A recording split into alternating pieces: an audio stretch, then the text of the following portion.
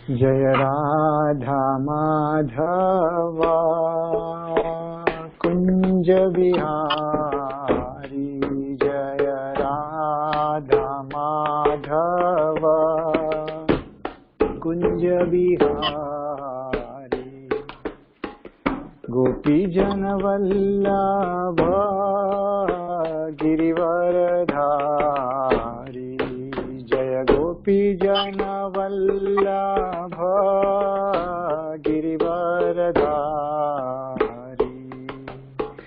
यशोदानंदन ब्रज जनरंजन, यशोदानंदन ब्रज जनरंजन। यमुना तीरा वनचारी, यमुना तीरा वनचारी। जय राधा माधव कुंज बिहारी, जय राधा माधव कुंज बिहारी। हरे कृष्णा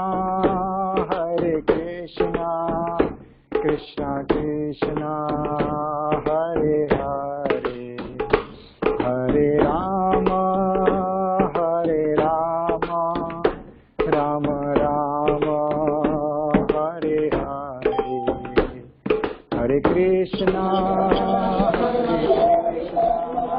कृष्णा कृष्णा हरे हरे, हरे राम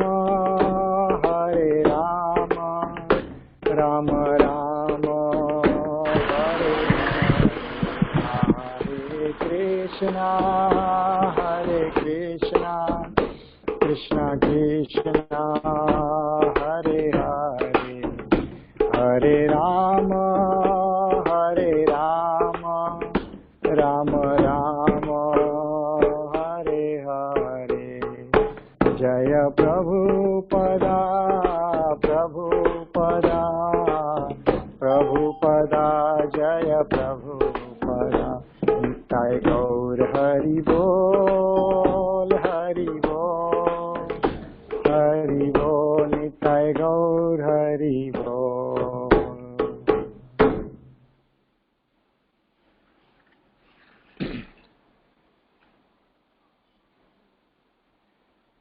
जय श्री राधा गोपीनाथ भगवान की जय, राधा रमन भगवान की जय।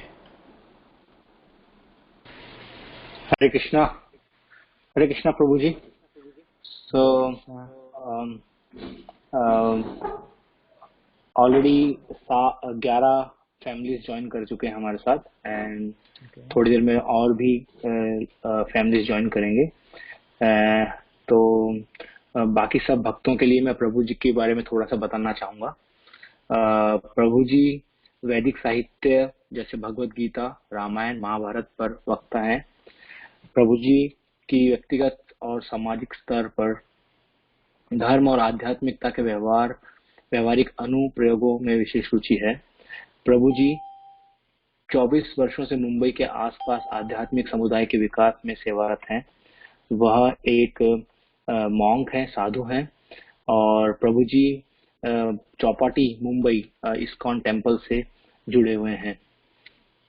प्रभु जी ने दुनिया भर में विभिन्न समूहों और व्यक्तियों के लिए धर्म, नेतृत्व और व्यवहारिक वैदिक अनुप्रयोगों पर केंद्रित कार्यक्रमों और संगठितियों का नियमित संचालन किया है। सो प्रभु जी बहुत ही ज्यादा ट्रैवल भी करते हैं। थोड़े महीनों पहले प्रभु जी डैलास आए थे, तब मुझे उनसे मिलने का सौभाग्य प्राप्त हुआ था। हमारे यहाँ लोकल डिवोटी अक्षय केशव प्रभु के घर में डीटीज इंस्टॉल किए थे उन्होंने, और प्रभु जी बहुत ही सुंदर तरह से भगवान की सेवा करते हैं। प्रभु जी बाकी भक्तों को दुनिया भर में भगवान के अर्च विग्रह की कैसे सेवा करते हैं उसके बारे में भी बहुत ज्यादा अच्छी तरह से बताते हैं। और आज हम बहुत ही सौभाग्यशाली हैं कि प्रभु जी का हमें एसोसिएशन प्राप्त हुआ है। तो इसी के साथ प्रभु जी please continue the class. Thank you. Hare Krishna. तो सभी अपने अपने जगह पर मेरे साथ गुरु वंदना के लिए जोड़िए।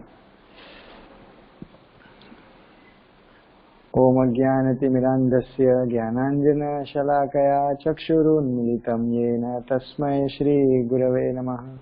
श्रीचैतन्यमनोभीष्टं स्थापितं येन भूतले स्वयं रूपा ददाति स्वपदान्तिकं। वन्देऽहं श्रीगुरोः श्रीयुतापदकमलं श्रीगुरून् वैष्णवांश्च श्रीरूपं साग्रजातं सहगणा रघुनाथान्वितं तं सजीवं साद्वैतं सावधूतं परिजनसहितं कृष्णचैतन्यदेवं श्रीराधा कृष्णपदान् सहगणा ललिता श्रीविशाखान्वितांश्च। हे कृष्ण करुणा सिन्धु दीनबन्धु जगत्पते गोपेश गोपिकाकान्त राधाकान्त नमोऽस्तुते। तप्त काञ्चन गौराङ्गी राधे वृन्दावनेश्वरी वृषभानुसुते देवी प्रणमामि हरिप्रिये। वाञ्छाकल्पतरुभ्यश्च कृपा सिन्धुभ्य एव च पतितानां पावनेभ्यो वैष्णवेभ्यो नमो नमः। जय श्री कृष्ण चैतन्य प्रभु नित्यानंद श्री अद्वैत गदाधर शिवासादि गौर भक्तवृंद। हरे कृष्णा कृष्णा कृष्णा हरे हरे, हरे राम राम राम हरे हरे। हरे कृष्णा। सभी उपस्थित भक्तों को मेरा हार्दिक प्रणाम। और मेरे बारे में जो कुछ कहा गया, जिस बोली में कहा गया, जिस भाषा की शुद्धता, हिंदी भाषा के शुद्ध रूप में स्वरूप में मेरे बारे में कुछ कहा गया, तो ये मेरे लिए भी एक नई बात थी, क्योंकि ऐसे शुद्ध एकदम word to word perfect Hindi में कभी मेरा इंट्रोडक्शन हुआ ही नहीं है। और मैसेज भी हिंदी में पढ़ के मैंने रसशेखर प्रभु को कहा कि बाप रे, ऐसे हिंदी में तो मैं बोल भी नहीं सकता, है ना, क्योंकि हम लोग मुंबई में इतना रहे हैं, तो हमारी मुंबई की एक अलग ही हिंदी होती है। बट ठीक है, आप सभी लोग बाकी तो समझ ही जाएंगे क्या है सार ग्रहण करने में, वो तो आप सबके लिए इतना कुछ मुश्किल नहीं होगा।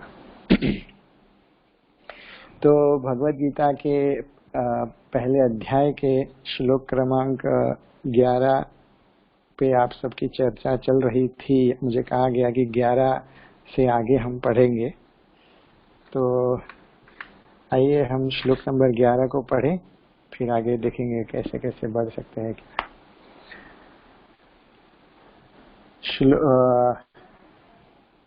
अच्छा, अध्याय 1 ना, मेरा अध्याय दूसरा खुल गया था।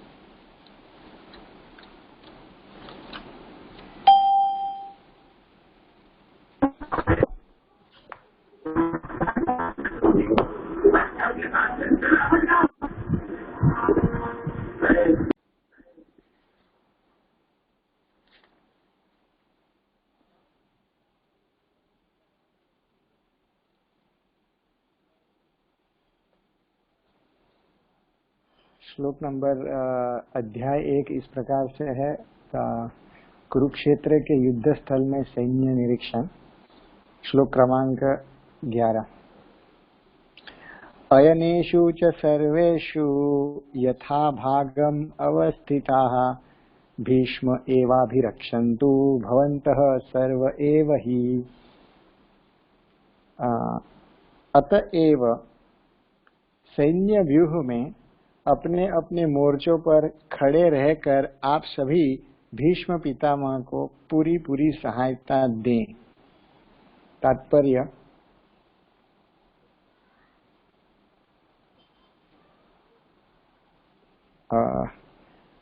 Can everybody hear me clearly? Yes प्रभु।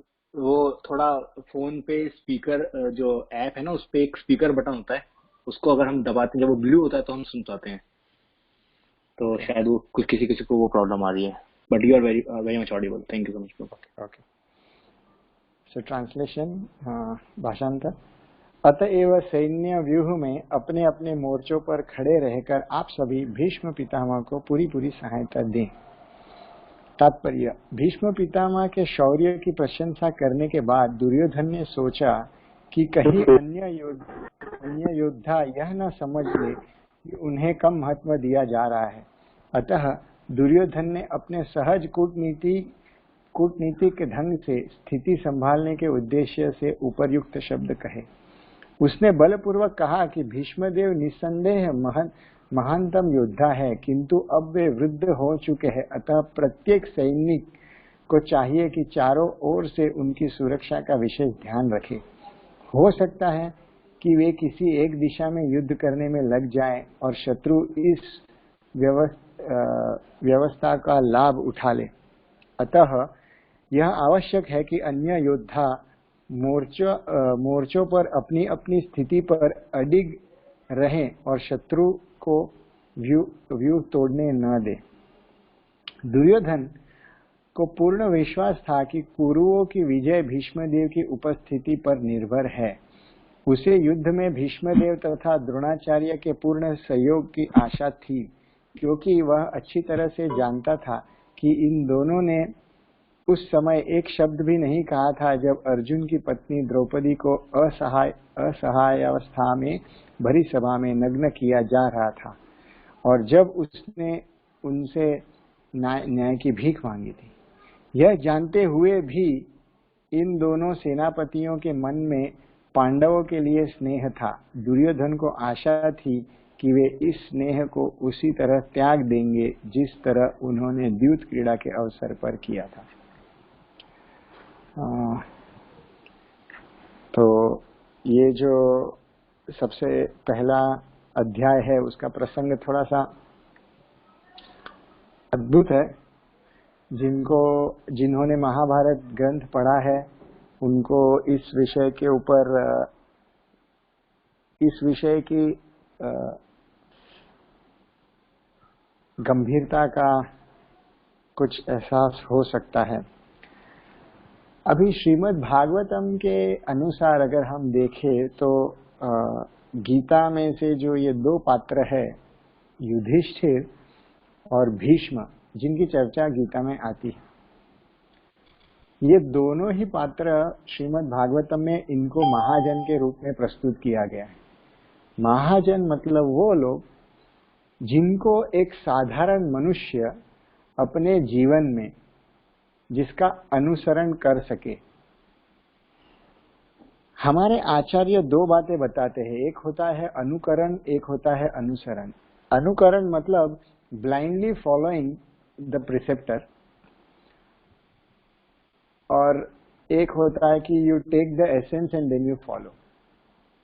तैत्तिरीय उपनिषद के सबसे पहले श्लोक में आचार्य अपने शिष्यों को ये समझाते हैं कि शिक्षा ग्रहण करने जब बच्चा गुरुकुल जाता है, जब शिष्य गुरुकुल जाता है, कुछ साल शिष्य गुरु के अंदर रहते हुए सारे अलग अलग प्रकार के ज्ञान को ग्रहण करता है, तो शिक्षा समारोह में जब शिक्षा समाप्त होने के समारोह में गुरुजन जिसको आज हम अंग्रेजी में कन्वोकेशन सेरेमनी बोलते हैं, उस सेरेमनी के समय, उस समारोह के समय गुरुजन बोलते हैं कि आप लोगों का ये कर्तव्य है कि हमसे जो भी आपने सीखा, जो श्रेष्ठ चीजें हैं, उसी को स्वीकार करें, और अगर आपने हमारे अंदर ऐसी कोई त्रुटियां देखी हो उसको आप स्वीकार न करें, उसको अपने जीवन में उतारने की कोई आवश्यकता नहीं है और उसका आपको अनुकरण या अनुसरण भी नहीं करना चाहिए। उससे क्या समझ में आता है कि गुरुओं को भी ये ज्ञान था कि जो भी महान व्यक्ति, कितना भी महान क्यों ना हो, कोई गुरु ही क्यों ना हो, स्वयं अपने अपने आध्यात्मिक गुरु है या महाजन है, या भीष्म और युधिष्ठिर की बातें कर रहे हैं हम लोग, वो महाजन ही क्यों ना हो, आध्यात्मिक जगत में या पृथ्वी लोक के परे जिनके गोलोक में क्या लीला कर रहे, वैकुंठ में क्या लीला कर रहे, वहां जो लीला स्थान में, जो नित्य लीला में जो भी कार्य कर रहे हो, वो वहां के डायनेमिक्स है। जब आप पृथ्वी पर आते हो तो पृथ्वी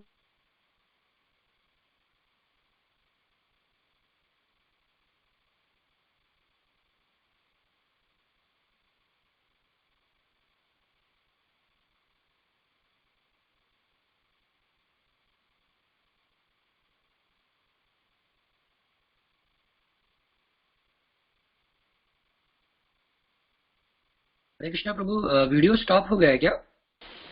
हाँ प्रभु, शायद उनका इंटरनेट प्रॉब्लम चल रहा है, लग रहा है ऐसा कुछ, तो देखते हैं। ऑलराइट, वो थोड़ा वहाँ रेनी सीजन भी है ना। Let's see.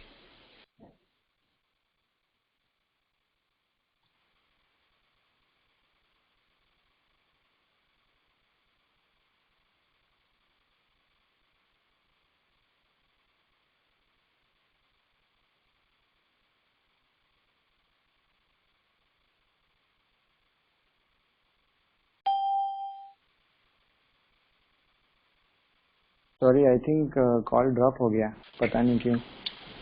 चलो कोई बात नहीं। तो पिछले 4-5 महीने में इतने सारे हमने प्रोग्राम किए, लेकिन एफसीसी का ये मेरा दूसरा ड्रॉप है। तो एनीवे, तो कि अलग अलग लोक, जैसे मान लो पाताल लोक है, पाताल लोक के अपने एक डायनेमिक्स है। मान लो कि स्वर्ग लोक है तो स्वर्ग लोक के अपने डायनेमिक्स है, पृथ्वी लोक है तो पृथ्वी लोक के अपने डायनेमिक्स है, गोलोक है तो गोलोक के अपने सिद्धांत है, अपने नियम है, जिस कानून से वो गोलोक की प्रकृति भी चलती है और वहां के। तो उसी प्रकार से जब हम देखते हैं कि चलो महाजन होंगे, जहाँ कहीं के भागवतम में भी उनको महाजन की उपाधि दी जाती है, ये सब होगा, लेकिन जब वो पृथ्वी पर लीला करते हैं तो मनुष्य के, ये जो मनुष्य का शरीर बना हुआ है, इसमें सत्व, रज और तम, कफ, वात और पित्त, ये अंदर के गुण, सत्व, रज और तम, ये भी एक कैरेक्टर के, चरित्र के गुण, इनसे बंधा हुआ होता है व्यक्ति। और जब इनसे बंधा हुआ होता है तो उसके गुण भी उनके ऊपर लगते हैं। फिर व्यक्ति कितना भी महान क्यों न हो, उसके कर्म और उसके चरित्र का विश्लेषण वो उस हिसाब से किया जाता है। ये चीज हर भक्त ने, हर साधक ने बहुत अच्छी तरह से समझनी चाहिए। इसलिए मैंने वो तैत्तिरीय उपनिषद की वो बात कही, जिसमें गुरु अपने शिष्य को कह रहे हैं कि आपको वही चीज को स्वीकार करना है जो आइडियल चीजें आपने देखी। अगर आपने कभी ऐसी कोई, इफ यू परसीव एनीथिंग, या ऐसी कोई चीज आपने देखी जो हम टीचर्स या गुरुजनों के हिसाब से व्यवहार में थोड़ी ऐसी त्रुटियां दिखी, तो उसको अपने जीवन में एक सिद्धांत बना के उसका अनुकरण या उसका अनुसरण नहीं करना चाहिए। This is a very important principle. उसका मतलब क्या, गुरुजन ये भी बताना, ये जानते थे कि मनुष्य शरीर में ये स्वाभाविक है कि कभी कभार व्यक्ति से कोई गलती हो जाए और कभी दोष आए। तो ये नहीं है कि गुरुजन ये बोलते कि हम में कभी भी आपको दोष दिखेगा ही नहीं क्योंकि हम दोष रहित है, वैसे नहीं बोल रहे। उल्टा वो, they are becoming more realistic, more realist, कि अगर आपको दिखे तो don't follow that part. So that is what is called picking up the essence. उसको कहते हैं कि सार को ग्रहण करके व्यक्ति ने जीवन में चलना चाहिए। क्योंकि ये संसार ऐसा है कि इस संसार में आप दोष देखने जाओ तो जो निर्दोष व्यक्ति है उसमें भी दोष दिखता है। जैसे भगवान राम और कृष्ण के ऊपर आज कितना समाज दोष दिखाता है। वो बोलते हैं ना कि राम तो सीता जी को संभाल नहीं पाए और कृष्ण के तो इतनी पत्नियां थी और फलाना फलाना फलाना। अभी तो कुछ बोलते हैं कि कृष्ण के तो सारे बच्चे सब दारू पीते थे, सब बेकार लोग थे, बलराम जी भी नशे में ही हमेशा धूत रहते थे, ऐसी सारी बातें चलती रहती। तो जिनके चरित्र में दोष नहीं है उनके चरित्र में दोष भी दिखता है यहाँ पर। तो जिनके चरित्र, जिनके जीवन में किसी कार्य में दोष हुआ तो ऑनेस्टी या सच्चाई यही इसी में बनती है कि आप उनके दोष को स्वीकार करें और उनको उनके दोष को छिपाने की जरूरत नहीं है। हाँ ठीक है, दोष हुआ तो उस विषय को हम अपने शास्त्र और कर्मों के हिसाब से तो भगवान देखेंगे, शास्त्र के हिसाब से हम देख लेंगे, सब कुछ होगा। उसको न छुपाते हुए लेकिन हमको क्या ग्रहण करना है कि ओवरऑल इस व्यक्ति के जीवन में इनका चरित्र कैसा रहा है, ऐसी बातें। तो यहाँ पर हम देखते हैं कि ये भीष्म पितामह जैसे महाजन हैं, उनके बारे में भी दुर्योधन ने इतने बड़े महाजन को अपने हाथ की कठपुतली बना के रखा था। ये पूरे जीवन भर नहीं परिस्थिति थी, ये तो भीष्म ने स्वयं वचन लिया था, भीष्म देव ने, कि वो जीवन भर ब्रह्मचारी रहेंगे और हस्तिनापुर का राज्य स्वीकार नहीं करेंगे। वो उन्होंने इसलिए किया था क्योंकि उनके पिताजी को सत्यवती से विवाह करना था और इसीलिए उन्होंने ये वचन ले लिया। सत्यवती के पिताजी ने कहा कि तुम्हारा जो ऑलरेडी जो तुम्हारा बेटा है, ये तब उनका नाम देवव्रत था, भीष्मदेव का वैसे नाम देवव्रत थे, उनका नाम देवव्रत था। वो तो उन्होंने भीष्म प्रतिज्ञा, ऐसी प्रतिज्ञा करके उनको भीष्मदेव कहा जाता था। Otherwise that is just a title, जैसे हम लोग बोलते हैं ना पेट नेम या एक एडिशनल नेम बन जाता है, काका, दादा, मामा, मतलब यहाँ के सबसे बड़े बॉस, ऐसे कोई एक टाइटल जैसे जुड़ जाता है, वैसे भीष्म हो गया था। और अदरवाइज नाम तो देवव्रत था। तो देवव्रत ने तभी सोचा कि ये सत्यवती के पिताजी को वो आश्वस्त नहीं हो रहे हैं कि अपनी बेटी को मेरे पिताजी को दे, क्योंकि उनको लग रहा है कि मैं राजा बन जाऊंगा। तो उन्होंने कहा कि मेरी आपकी बेटी के ही पुत्र राजा बनेंगे, इसलिए मैं वचन लेता हूं कि मैं कभी भी ये राजगद्दी स्वीकार नहीं करूंगा और आपकी बेटी के से गर्भ से जो जन्म लेंगे वही राजा बनेंगे। ऐसा करके वो ब्रह्मचार्य का व्रत लिया, इसलिए कभी वो राजा बने नहीं। और ये बात दुर्योधन जानते थे, शकुनी जानते थे। ये सब जानने के वजह से उन्होंने इस वचन भीष्मदेव की ये प्रतिज्ञा का उन्होंने लाभ उठाया, और लाभ उठाते हुए उन्होंने पूरे जीवन भर, जब से हस्तिनापुर में दुर्योधन और पांडव ये सब आए गुरुकुल का राज अपना शिक्षण समाप्त होने के बाद, तब से दुर्योधन ने शकुनी के प्रभाव में आ करके उसने अपने मर्यादा की जितनी अवहेलना करनी थी वो सारी वो करते ही रहा। और बार बार जैसे जैसे समय आगे बढ़ता गया, भीष्म हमेशा कभी कुछ बोले ही नहीं। उनका चरित्र बहुत अच्छा था, लेकिन वचनों के वजह से अपने अपने धर्म कर्म का जो उनकी जो कल्पना थी उस हिसाब से वो बद्ध हो करके कभी कुछ कर नहीं पाए। तो चरित्र बहुत पवित्र था, लेकिन उस पवित्र चरित्र में वो कर्म अपने सही नहीं कर पाए। उसके वजह से आज ये परिस्थिति आ खड़ी हो गई कि जब वो जानते हुए कि मैं पांडवों के पक्ष में नहीं लड़ रहा हूँ, धर्म पांडव के पक्ष में है, और वो जानते थे, उन्होंने वासुदेव कृष्ण से कहा था कि देखो इसमें तो मुझे तो कोई संदेह नहीं, बाकी किसी को कोई संदेह हो सकता है कि युद्ध का परिणाम क्या होगा, लेकिन मुझे कोई संदेह है ही नहीं कि इस युद्ध का परिणाम क्या है। वो बोल रहे हैं, भीष्मदेव ने कहा कि इस संसार में इस समय कौरवों के पक्ष में कोई नहीं चाहता कि युद्ध करो। दुर्योधन को तो फिर भी चुप करा सकते हैं, उसको युद्ध नहीं करने के लिए, वो मैं करा भी सकता हूँ। यहाँ जितने भी लोग जुड़े हुए हैं युद्ध के लिए, उसमें से सभी लोगों को पता है कि धर्म आपके पक्ष में, और सब जानते हैं कि आप स्वयं नारायण हैं। तो विजय की अपेक्षा तो केवल मूर्ख लोगों में है हमारे पक्ष में, कौरवों के पक्ष में, बाकी किसी को नहीं। पांडव भी वैसे युद्ध करने के आतुर नहीं थे, कौरव भी वैसे आतुर नहीं थे इतने सारे। दुश्मनी तो केवल शकुनी को थी और थोड़ी बहुत दुर्योधन को थी। अगर दुर्योधन बोल देता कि मुझे नहीं लड़ना है, तो वैसे नोबडी वाज इंटरेस्टेड, किसी की ऐसी इच्छा नहीं थी। तो भीष्म ने तो ये कृष्ण को कहा कि हे वासुदेव, मैं ये अच्छी तरह से जानता हूं कि तुमने निष्पक्ष भले ही तुम रहे हो, ये वास्तव में जो ये युद्ध हो रहा है वो तुम्हारे स्ट्रिक्ट, एकदम कंप्लीट, पूर्ण नियंत्रण में ही हो रहा है। और क्योंकि तुम चाहते हो ये युद्ध होगा, तो ये होगा, लड़ाई होगी और इसका परिणाम भी निश्चित है।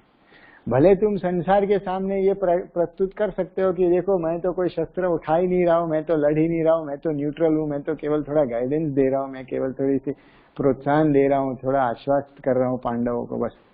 लेकिन मैं जानता हूँ कि ये वास्तव में ये जो सारे, ये जो लाखों लाखों ये हजारों योद्धा और उनके लाखों लाखों करोड़ों जो सैनिक जो जमा हुए हैं, ये कोई साधारण व्यक्ति कर ही नहीं सकता।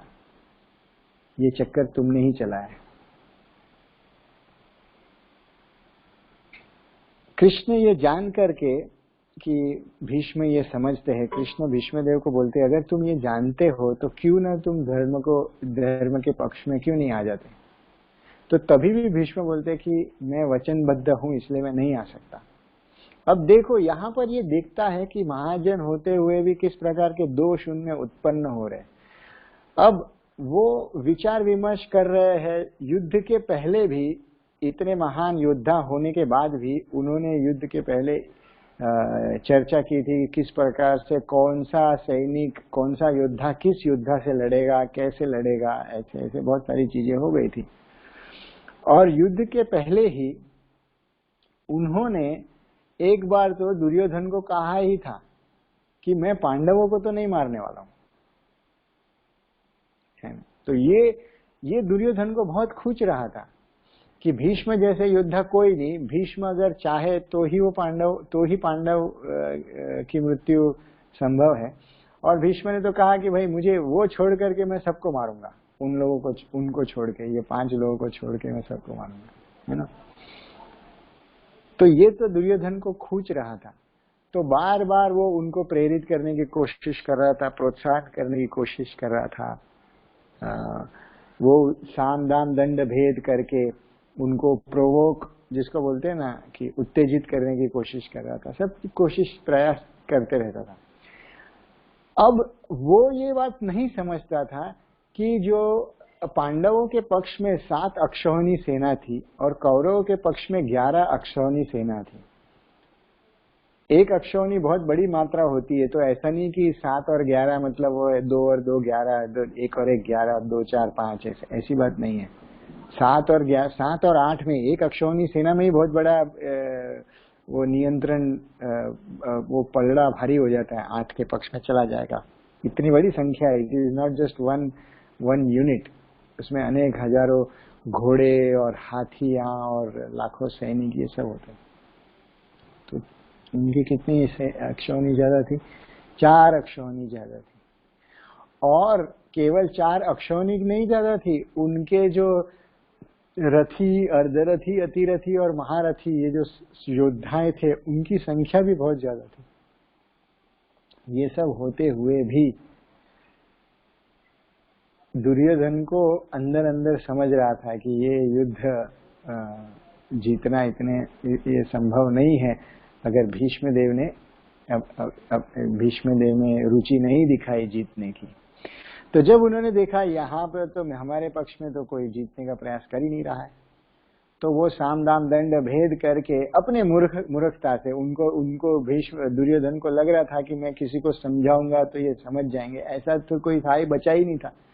क्योंकि दुर्योधन के जो सबसे पहले के जो दुष्ट योद्धा थे, जो कृष्ण के वास्तविक दुश्मन थे, जो उनके ही घर वाले थे, जैसे जरासन, रुक्मी और ये सब, जो जिनको कंस के जो सारे साथी थे, उन सब को तो मार दिया था, वो तो ऑलरेडी थे नहीं।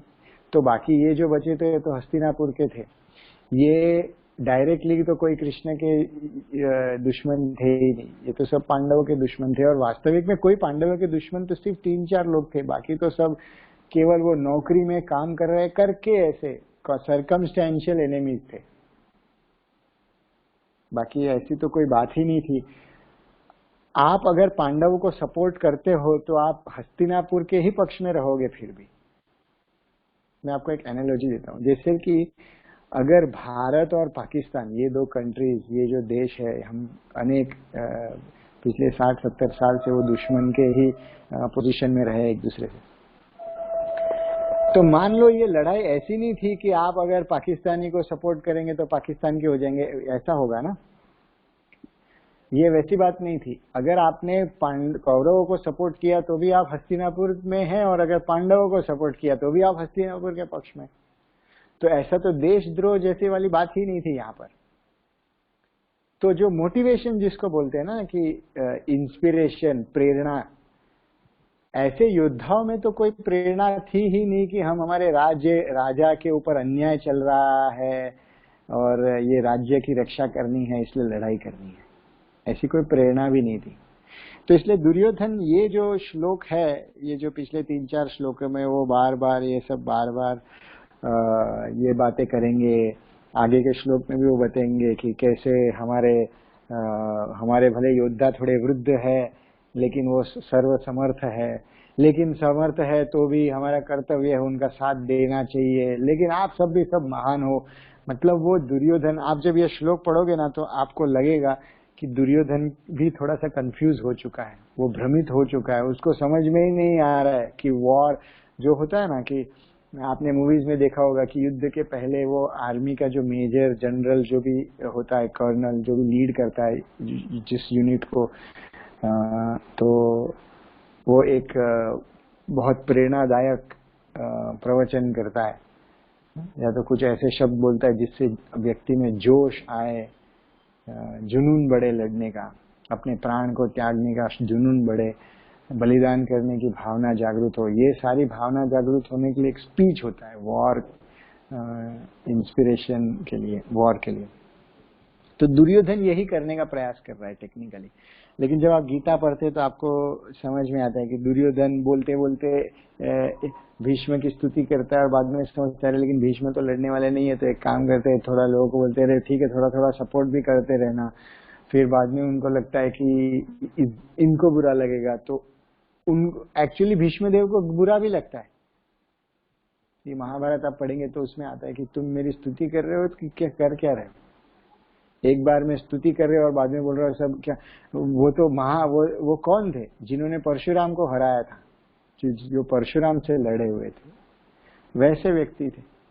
और ऐसे व्यक्ति को आप ये बोल रहे हो कि इनको सहायता लगेगी, है ना? तो वो कैसे हो सकता है? परशुराम के स्वयं उनके शिष्य भी रहे। तो ये सारी हमको ये बातें कंफ्यूजन दिखता है दुर्योधन में।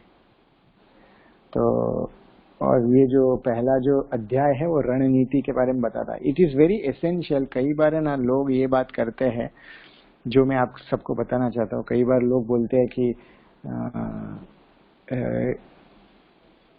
गीता ऐसी पढ़ लो तो भी समझ जाओगे। तो वो ये बात अच्छी है, ठीक है, आप कुछ भी नहीं पढ़ रहे होते हो गीता पढ़ लो, ठीक है। बट ऑनेस्टली अगर किसी को सही रूप से गीता का भार समझना है ना, एक एक श्लोक का संदर्भ क्या है वो समझना है, तो आपको महाभारत के पात्रों के चरित्र के बारे में थोड़ा पता होना चाहिए। अगर आपको विदुर ये कौन है, भीष्म ये वास्तविक कौन है, धृतराष्ट्र कौन है, दुर्योधन कौन है, और उनके चरित्र के बारे में अगर कुछ पता नहीं है ठीक से, तो आपको गीता का जो प्रवचन चल रहा है वो समझना थोड़ा सा मुश्किल है। क्योंकि गीता में दो प्रकार के ज्ञान, गीत में थोड़ा सा भी गीता का सार थोड़ा सा कहूंगा, क्योंकि फर्स्ट चैप्टर में तो अभी तो ये आएगा कि बाकी अभी कौन कौन सा शंख बजा रहा है और ये सारी बातें हैं। गीता में दो प्रकार का ज्ञान है। एक तो कॉन्टेक्चुअल नॉलेज, जो संदर्भ, जो उस काल के समय से, और जो केवल अर्जुन के लिए विशेष रूप से एक क्षत्रिय के रूप से जो शिक्षा देनी चाहिए, क्षत्रिय के धर्म के रूप के हिसाब से, तो ऐसे कई श्लोक हैं। और दूसरी ऐसी बातें हैं कि क्षत्रिय धर्म की वास्तविक में गीता शुरू होती है क्योंकि अर्जुन अपने क्षत्रिय धर्म को निभाने में अपने आप को वो निर्बल समझने लगता है, अशक्त समझने लगता है, अयोग्य समझने लगता है, और इसलिए भगवान ये गीता का प्रवचन देते हैं। तो एक प्रकार का ज्ञान इस प्रकार से है जो कि एक क्षत्रिय के लिए, एक एडमिनिस्ट्रेटर के लिए, एक समाज के नियंत्रण के लिए, और अर्जुन को सेंट्रल फिगर केंद्रित रखते हुए जो ज्ञान दिया गया है।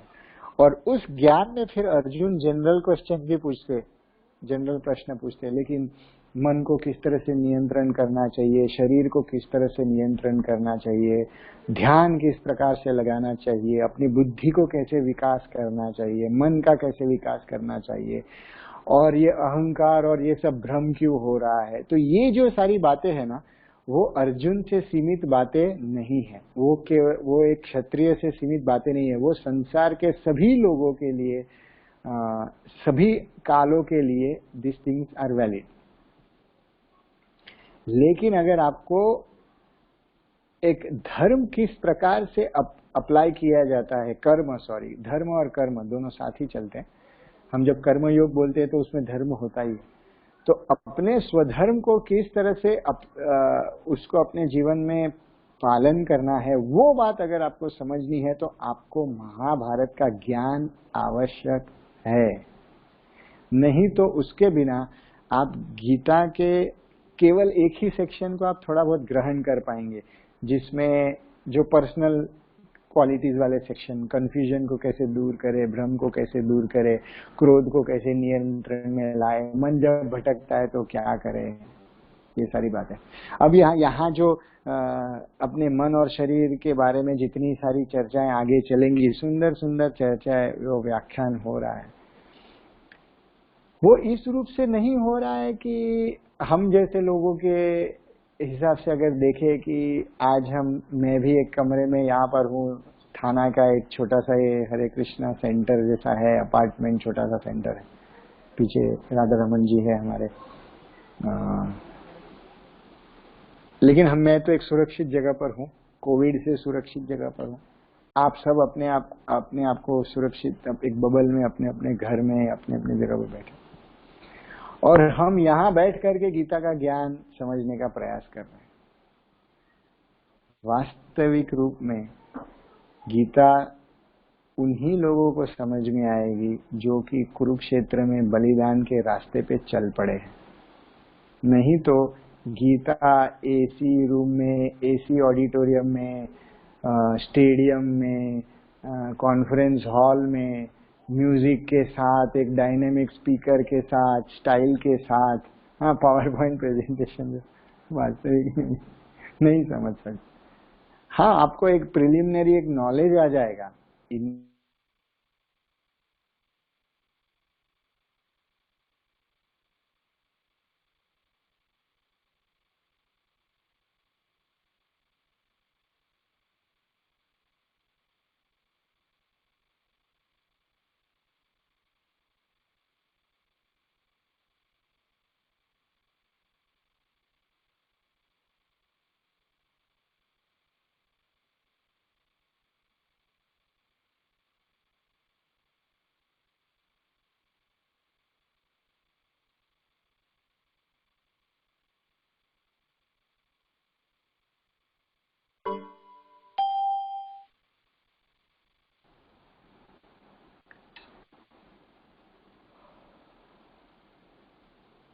तो हमें ये ज्ञान तो प्राप्त हो जाएगा कि चलो ठीक है क्या लिखा है। जैसे हम कई बार कोई ब्लॉग पढ़ते हैं या कोई न्यूज चैनल में कुछ पढ़ते हैं तो हाँ ठीक है, इन्फॉर्मेशन आ जाएगा।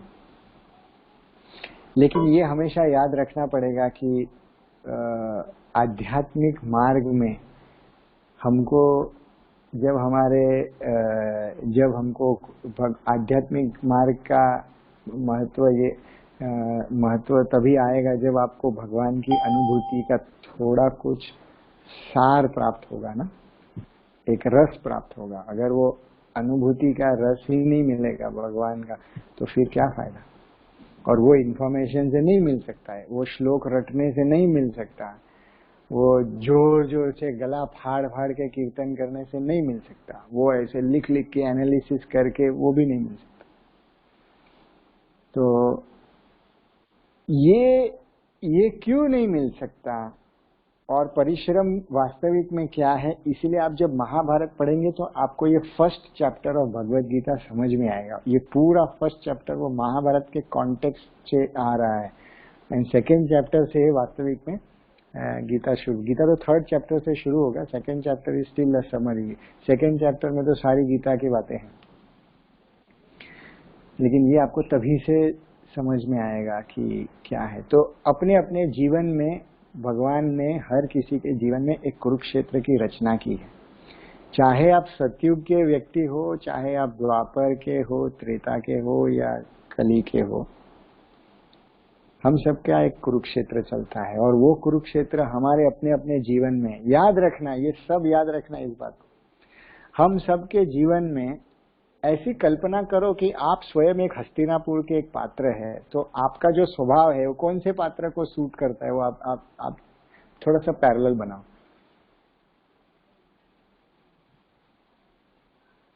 आप ऐसे व्यक्ति है जो अच्छे, आप अपने अपने धार्मिक क्षेत्र में या कर्म क्षेत्र में आप एक लीडर के पोजीशन में है, तो क्या आप द्रोणाचार्य जैसे लीडर है, या क्या आप भीष्म जैसे लीडर है सर्वशक्तिशाली, लेकिन लोगों को सभी को खुश करने के चक्कर में आप किसी को खुश नहीं कर पाए और खुद भी खुश नहीं रह पाए, कभी डिसीजन नहीं ले पाए, फिर डरते रहे, ये करेंगे तो क्या होगा, वो करेंगे तो क्या होगा, मेरा नाम खराब होगा, मेरी इज्जत खराब हो जाएगी, मैंने तो वचन लिया था।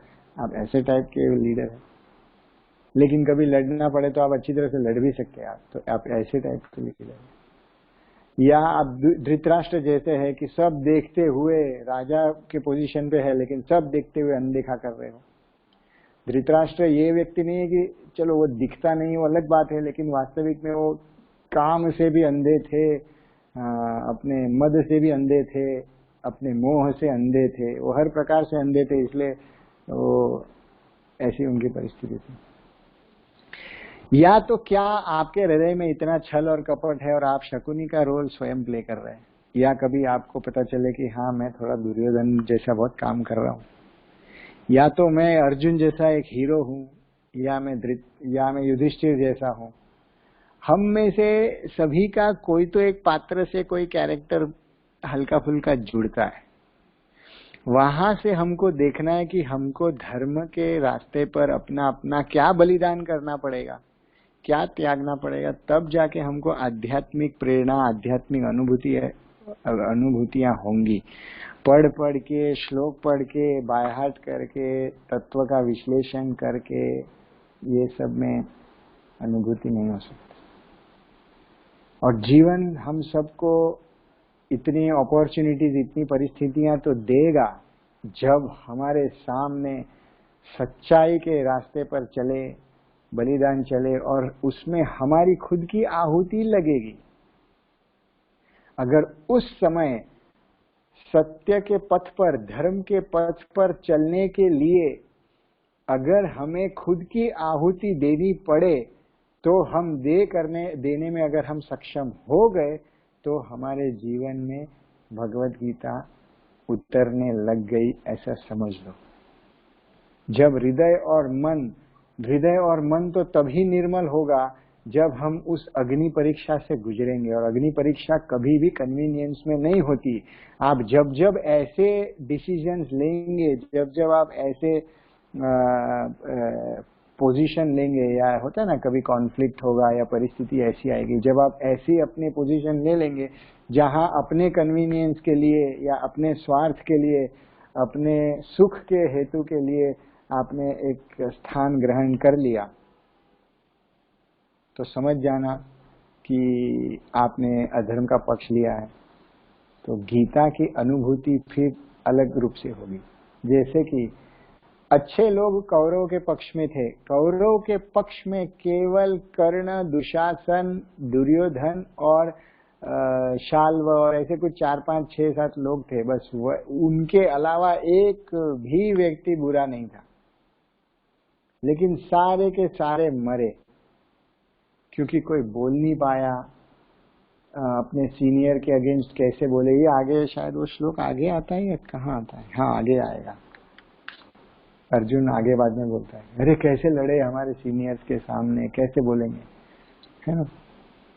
तब कृष्णा बहुत सही बोलते हैं, धर्म के लिए तुम्हारे रिलेटिव भीष्म इम्पोर्टेंट है, या तुम्हारे गुरु द्रोण इम्पोर्टेंट है, या धर्म इम्पोर्टेंट है। तो ये बहुत डिफिकल्ट चीज है, ये बहुत कठिन चीज है जब जीवन में ऐसी परिस्थिति आए कि अपने ही गुरुजन, अपने ही वरिष्ठ जिन्होंने हमें लाड प्यार से पाला पोसा, जिनके ज्ञान और बुद्धि और प्रेम से हम प्रेरणा प्राप्त करके आगे बढ़े, जब किसी भी कारणवश जब वो अधर्म का पक्ष लेते हैं, अगर हमने आंखें बंद कर ली और हम उस पोजीशन पे है तो कि कभी आवाज उठाए, या हमने कोई द्रौपदी जैसे व्यक्ति का शोषण होने दिया, ये जो तात्पर्य में प्रभुपाद बताते हैं ना कि दुर्योधन को ये कॉन्फिडेंस आ गया था, उसको वो आश्वस्त हो गए थे कि भीष्म और गुरु द्रोण अगर द्रौपदी के वस्त्र हरण में नहीं बोले तो उससे बड़ी और क्या घटना घट सकती है। पांडवों को मारने वाली घटना तो बहुत छोटी बात हो गई, जब कुल की मर्यादा को पूरे भरी सभा में नग्न वस्त्र करके उनके साथ ये जो व्यवहार हो रहा था, उस समय ये लोग नहीं बोले। जब ऐसी परिस्थिति आए तो समझ जाना कि आपने धर्म का और महाभारत में उस स्थान पर आपने पक्ष ले लिया है कि आपको भगवान की अनुभूति होगी, फिर वो वाणों की शैया पे लेटते हुए होगी, या तो दुर्योधन की तरह मर के होगी, या तो अलग तरीके से होता कि भगवान की सेवा करते हुए वैसे भगवान का अनुभूति हो। तो संक्षिप्त में मैंने थोड़ी सी मैंने ये बात कह दी क्योंकि सबसे पहला ये अध्याय चल रहा था, इसलिए अगर किसी का कोई प्रश्न है या कोई टीका है तो आप बोल सकते हैं, पूछ सकते हैं।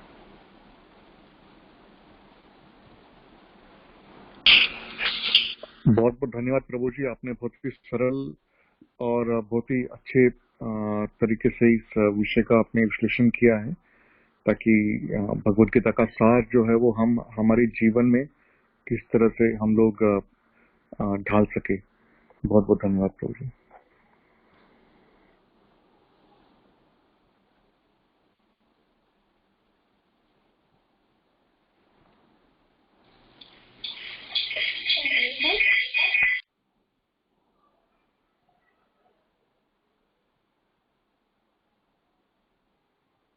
So what is the next plan?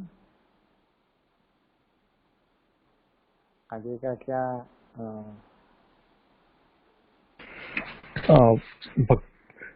Hare Krishna, can you hear मी?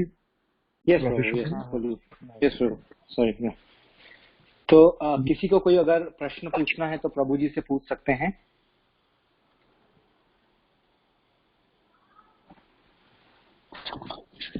जगन्नाथ प्रिय प्रभु, दंडवत प्रणाम। बाबा प्रभु हियर। बाबा जी। जगन्नाथ प्रिय प्रभु, अभी हम डायमेंशन देखेंगे 11 अक्षौहिणी सेना और 7, राइट? 7 अक्षौहिणी सेना। तब का भारतवर्ष पूरी पृथ्वी को समझ के वो कैलकुलेशन है, या क्योंकि अभी का हस्तिनापुर आप देखोगे, जो Narnaund Hastinapur Kurukshetra, just like few acres of land there, right? तो उतने में उतनी सेना फिट हो सकती है क्या वहां? वो थोड़ा कंफ्यूजन रहता है बहुत लोगों को, क्योंकि वो कैलकुलेशन देखेंगे 18 अक्षौहिणी सेना का, तो इतने जगह पे कैसे फिट हो सकता है?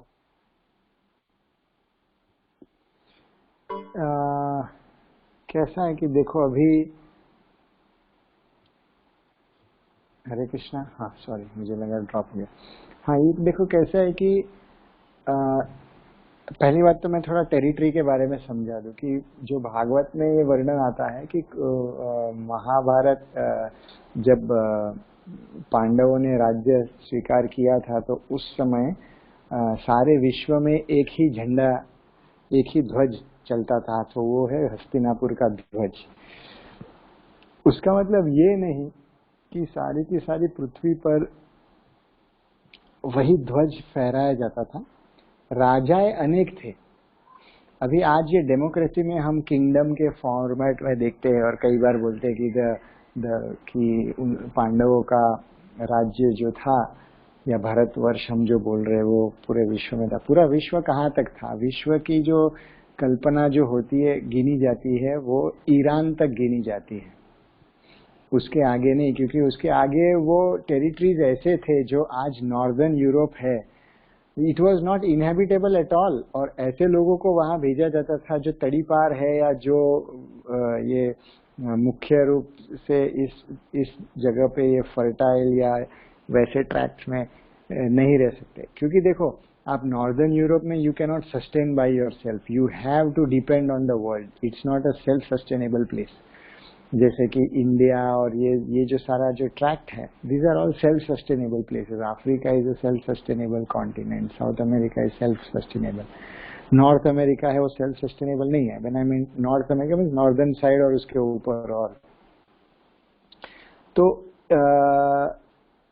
these were not even considered as the main tracts of land from the sense of governance या ये सब।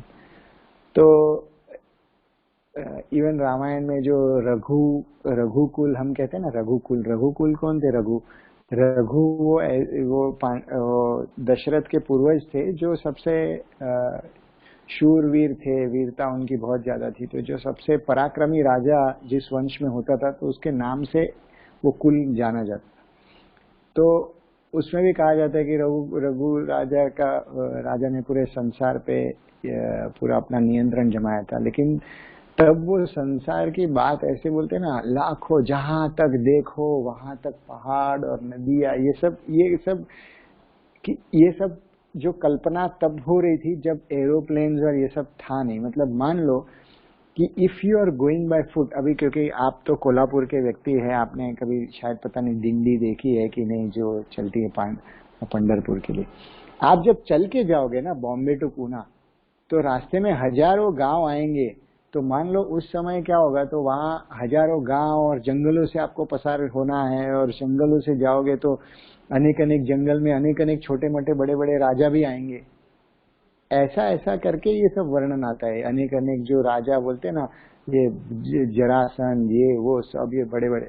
तो because the whole sense of territory was based on horses and elephants and walking on foot. So तो अगर आप अफगानिस्तान और Iran को देखेंगे तो ऐसा होगा कि बाप रे, कहाँ तक टेरिटरी उनका, कहाँ तक राज और इन्फ्लुएंस चलता था वैसे। So this entire place is reachable bye means of foot, you don't need boats ऐसे कि सी क्रॉस करने के लिए। तो that was the main area of control, है ना। तो Sri Lanka was also not considered in the main area because it was disconnected water।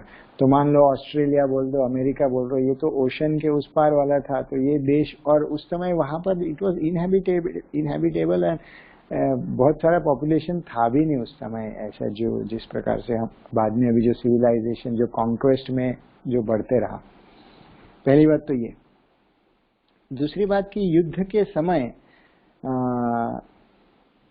Mahabharat में अगर हम देखेंगे तो युद्ध का फिगर बहुत ज्यादा है। ऐसा 110 करोड़ लोग थे, ऐसा कहा जाता है, 110 करोड़। एंड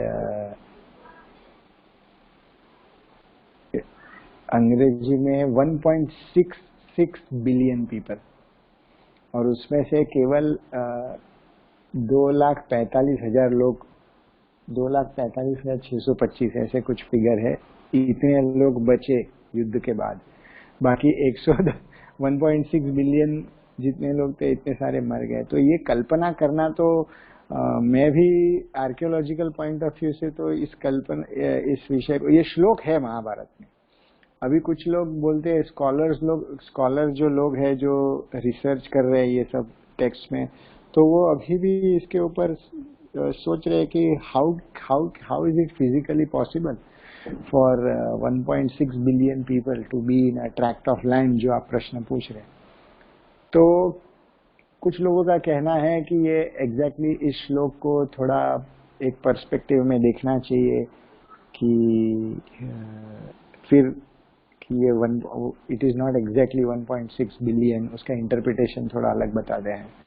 लेकिन जो श्लोक का जो वास्तविक मूल सिद्धांत है, अगर आप मूल रूप से पढ़ेंगे तो it is clear, it is just 1.6 billion exactly. So now there is only one conflict, whether this shloka was inserted or was it there in the earlier versions of Mahabharat, है ना? क्योंकि Mahabharat is a third version of Mahabharat. मतलब actually the original Mahabharat was called as Jaya. हम लोग जो पढ़ रहे हैं नष्ट प्रायेषु अभद्रेषु नित्यम भागवत सेवा, नहीं, व्हाट इज दैट श्लोक सुबह पढ़ते हैं भागवत के स्टार्टिंग में, ततो जयमुदीरयेत, क्या है उसके पहले? नारायणम नमस्कृत्यम। हाँ, नारायणम नमस्कृत्यम नरम चैव नरोत्तमम देवीं सरस्वतीं व्यासं ततो जयम उदीरयेत। तो ये जो जय है दैट इज ओरिजिनल महाभारत। तो ऐसे दैट ओरिजिनल महाभारत में ऐसे अराउंड 8000 श्लोकास थे, इसके ऐसी चर्चाएं चलती है और ये एकेडमिक स्कॉलर्स हैं और and it is more or less accepted also by our later our non academic scholars like say our acharyas and all. तो वो 8000 श्लोक थे। तो उसके बाद फिर आया भारत। फिर वो तो ऐसी बात होगी ना, जब वेद पहले वेद थे तो वेद समझना मुश्किल था, तो फिर पुराण आए, पुराण के साथ फिर उसको एक्सपांड किया, भागवत आया, फिर महाभारत रामायण की रचना हुई। तो कैसे कैसे ये रचनाएं होती है। तो वो जय को और कॉन्टेक्चुअली समझाने के लिए फिर आया भारत। तो भारत के थे श्लोक 24,000, तो 8,000 जय में थे, भारत के हुए 24,000। फिर भारत को और अच्छी तरह से और एलेबरेटली एक्सप्लेन किया गया, तो वो हो गए 1,00,000 श्लोक जो आज हमारे पास है, जिसको हम बोलते हैं Mahabharat.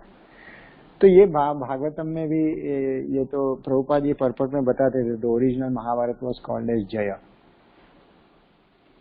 So that is the reference which comes in the Bhagavatam. Bhagavatam में महाभारत की चर्चा नहीं है, जय की चर्चा है, the original महाभारत।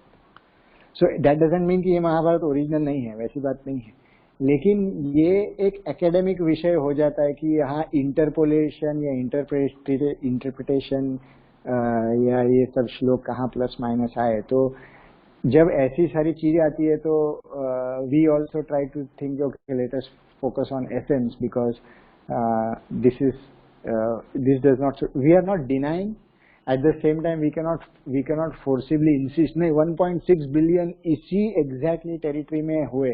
अगर वैसे देखेंगे तो आज जो हस्तिनापुर है वो है मेरठ, और जो कुरुक्षेत्र है वो तो है कुरुक्षेत्र। तो उस भूमि में और दूसरी बात तो ये है कि ऐसा नहीं होता है कि युद्ध में एक साथ जितनी सेना होती है वो उसी समय एक साथ रहती है, वैसा कभी नहीं होता है। वो टर्न बाय टर्न आते रहते हैं, वो battalion, you know, the field of battle field तैयार होता है, लेकिन उसमें एक के बाद एक लोग आते हैं, तो लाखों की संख्या में। तो उस हिसाब से देखा जाएगा तो 18 दिन में अगर 100 करोड़ लोग मारे गए, 1.6 बिलियन, तो ऑन एन एवरेज की एक दिन में कितने लोग मारे गए? फिर 1.8 100 मिलियन 10 करोड़ लोग 10 करोड़ लोग एक दिन में एवरेज में मरे, तो वो मुझे भी थोड़ा सा और वो भी ऐसे सूर्योदय और सूर्यास्त, तो ये पूरा there was a time bound ना। देखो इसी के ऊपर तो रिसर्च अभी भी चल रहा है, और क्योंकि हमारे बहुत सारे ग्रंथ जले हुए हैं, मुसलमानों ने इतना सब नष्ट कर दिया, तो रिसर्च करने में टाइम चला जाता है।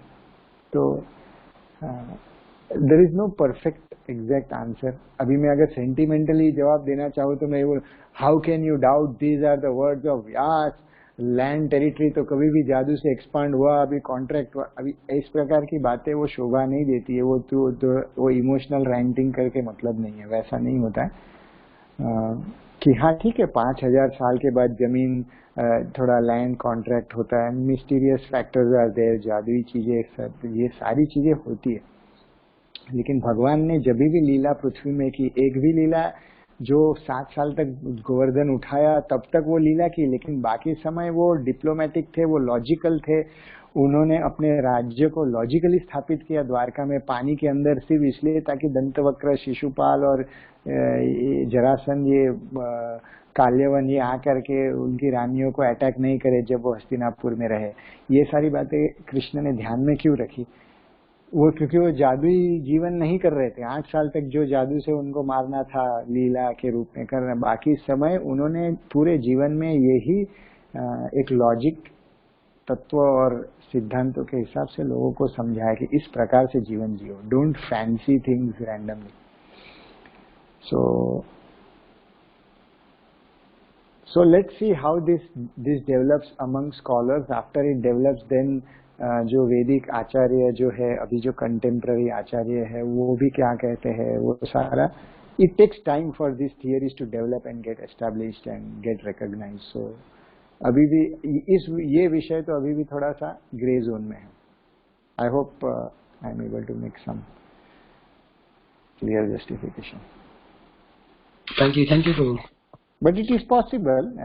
ऐसा ये बोलना कि 10 करोड़ लोग वो टेरिटरी में मर नहीं सकते एक दिन में, वो कोई पॉसिबल ऐसा नहीं बोल सकते. हाँ, सेना अगर आप पढ़ोगे ना तो ऐसा महाभारत पढ़ोगे तो आपको पता चलेगा कि सेनाएं अनेक जगह से आ रही थी और they were park for hundreds of kilometers, क्योंकि घोड़े ये वो सब कुछ थे, किचन था, सारा चीज ना, खाना पीना सब कुछ लाखों लोग, तो दे were park till long place. तो जैसे जैसे कुछ मरेंगे तो आगे आगे सेना आते जाएंगे, ऐसे ये तो चलता होगा.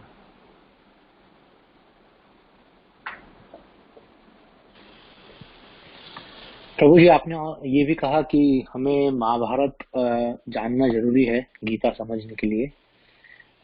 तो मोस्टली हमें जो महाभारत का नॉलेज या ज्ञान या उनके पात्रों के बारे में पता है वो या तो बी.आर. चोपड़ा की महाभारत देख के पता है और या फिर अभी जो नई आई थी. तो उससे आप कह रहे हैं महाभारत ग्रंथ पढ़ेंगे, आपने पढ़ेंगे पे बहुत स्ट्रेस दिया है. तो ऐसा कौन सी बुक है या कहाँ से वो बुक मिल सकती है? क्योंकि गीता प्रेस, ये इस्कॉन में भी कुछ महाभारत की बुक्स अवेलेबल हैं, तो कहाँ से पढ़ना चाहिए? एक तो अगर आपने बी.आर. चोपड़ा की महाभारत देखी है तो वो बहुत अच्छा है. लगभग वो काफी अच्छा सार उन्होंने दिया है उसमें. लेकिन अगर आप अभी वापस गीता अगर पढ़ भी रहे हो ना, तो मेरा ये बहुत ही नम्र निवेदन होगा, फिर से एक बार बी.आर. चोपड़ा का महाभारत देखिए. अगर आप पढ़ नहीं पाते हो, बच्चों के साथ बैठ के देखिए, उनको भी बहुत, क्योंकि इतना विजडम, इतना नॉलेज है उसमें, यू वोंट बिलीव. इवन आज भी मैं कुछ एपिसोड्स में 100 टाइम्स मैंने देखा होगा, रिपीटेडली, बार. जितने भी विदुर का जो भी संवाद होता है, विदुर जब कॉन्फ्लिक्ट्स में भीष्म के साथ कैसे भीष्म को डांटते हैं, वो प्रेम करते हैं, वो वरिष्ठ है लेकिन डांटते हैं प्राइवेट क्वार्टर्स में, धृतराष्ट्र को डांटते हैं, वो ऐसे व्यक्ति है. वो विदुर कैसे पब्लिक में मर्यादा रखते हैं लेकिन प्राइवेट में कैसे सच्चाई का साथ दे, कैसे पुश करते हैं, how he suffers, he takes the right position. And और वो जो क्लैश में, देखो सच्चाई तो तभी समझ में आती है जब किसी प्रकार का क्लैश होना, ऐसा आनंद में कभी कॉन्फ्लिक्ट में एक्चुअल समझ में आता है, चर्निंग के समय. सो अगर महाभारत पढ़ने का समय नहीं है तो एटलीस्ट बी.आर. चोपड़ा की महाभारत फिर से देखने में कोई हर्ज नहीं है. It is excellent, it is a marvellous thing which he has done for me. दूसरी चीज, अगर आपको महाभारत पढ़नी है तो I will not recommend anything other than the Gita Press Mahabharata, because that is written by authentic people and sadhus and edited by sadhus जिन लोग का पूरा जीवन भारतीय साधु निष्ठा से और बहुत सुंदर तरीके से, उन्होंने कहीं ज्ञान को कोई एक सांप्रदायिक दृष्टिकोण से प्रस्तुत किया ही नहीं है. संप्रदाय का भाव तो वो अलग होता है, वो चैतन्य चरितामृत में थोड़ा एक गौड़ीय संप्रदाय का भाव आएगा, लेकिन भागवत में कोई सांप्रदायिक भाव नहीं आ सकता. वो ज्ञान है, वो सत्य है. वेदों में ऐसे कोई सांप्रदायिक भाव नहीं हो सकता कि श्री वैष्णव वेदों का ऐसा रूप देते हैं, गौड़ीय वैष्णव ऐसा रूप देते हैं, वैसा नहीं होता है. वेद होता है. संप्रदाय में ये होता है कि साधना करने की कौन सी प्रक्रिया हम स्वीकार करते हैं वही भेद होता है, बाकी ज्ञान में ज्यादा भेद नहीं होता और नहीं होना चाहिए। अगर हो रहा है तो फिर वो थोड़ा वो फैनेटिज्म का रूप ले लेता है। तो गीता प्रेस का महाभारत बहुत अच्छी है, वो आप पढ़ो, उसमें श्लोक है, उसमें उसका श्लोक के साथ you can see the translation and it is very neat and tidy, कोई गड़बड़ वाला कोई चीज है नहीं, very easy to understand. Gita Press में इंग्लिश है नहीं, हिंदी ही है, तो वो है। अदरवाइज अगर आपको स्कॉलरली और या थोड़ा सा उसमें इंटरेस्ट है तो you can read Mahabharata by Ganguli, but that is around 8,000 pages. It is a series of books. It's quite expensive. So, but Gita Press पढ़ो, वो थोड़ा बहुत अच्छा लिखा हुआ है। It is 6 volumes. See, उसमें क्या होगा ना, like you can tell so many practical teachings to your own children because यक्ष और इनके संवाद, छोटे छोटे बहुत सारे संवाद है, छोटी छोटी बहुत सारी स्टोरीज है जिसमें डीमंस और भीम जब राक्षसों के साथ व्यवहार करते हैं, युधिष्ठिर की चर्चा होती है, छोटे छोटे अंदर इतनी सारी चीजें सीखने के लिए है। You can have an entire life filled with stories to tell your children and also for you to learn. जब हम देखो महाभारत क्या है, Mahabharat is the culmination of कर्म योगा of all these योद्धास। तो इनके जीवन की क्या रचना थी कि वो महाभारत तक पहुंच गए, कुरुक्षेत्र तक, और फिर तब आपको ये कॉन्फ्लिक्ट्स और ये क्वेश्चन समझ में आएगा एंड तभी ही आपको भागवत के श्लोकों का भी अर्थ समझ में आएगा। क्योंकि श्रीमद् भागवतम का जो फर्स्ट कैंटो है वो पूरा महाभारत के बेसिस पे ही है। Prayers of queen Kunti, birth of Parikshit, departure of Parikshit, Kunti's departure, Dhritarashtra departure, Vidura departure, Yudhishthira departure, Pandava departure, है ना। सो भागवत का भी जो पहला चैप्टर है और गीता का पहला चैप्टर, ये दोनों चैप्टर सीधे सीधे महाभारत के कनेक्शन से, ब्रिज वहां से बनता है। तो अगर किसी को महाभारत वास्तविक में नहीं पता ना, तो इमोशनली वो कुंती महारानी के प्रेयर्स बोल देगा, भीष्म की 4 बातें समझ में आएगी, लेकिन समझ में ही नहीं आएगा कि भीष्म मतलब क्या जीवन रहा है, किस प्रकार का कॉन्फ्लिक्ट है, किस प्रकार का दर्द है, वो समझ में नहीं आएगा। It will become a synthetic kind of a thing. तो अगर आपको रुचि है अगर शास्त्र समझने की या चरित्र समझने की, लोग तो थोड़ा समय उसमें दे दो। Don't walk on a sentimental blind path, take time, थोड़ा थोड़ा धीरे धीरे पढ़ो। 2-3 साल में महाभारत भी पढ़ के हो जाएगा, कोई बड़ी बात नहीं है। और उसके साथ आपको फिर आप देखो भागवत और गीता में क्या आनंद आएगा आपको। Thank you so much Prabhu ji, thank you.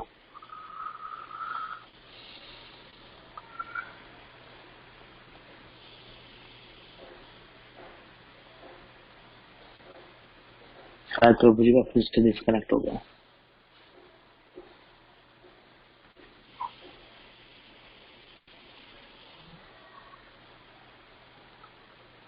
Rajshekhar प्रभु, आपके पास कुछ और क्वेश्चंस, कुछ और बोलना चाहेंगे आप?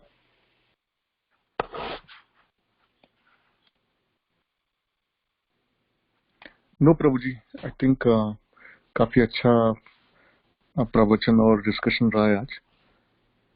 Thank you. कोई और प्रभु जी भक्त? ज्वाइन कर रहे हैं। हाँ प्रभु ज्वाइन कर रहे हैं अपने। कोई और भक्त कुछ क्वेश्चन पूछना चाहेंगे आज प्रभु जी से?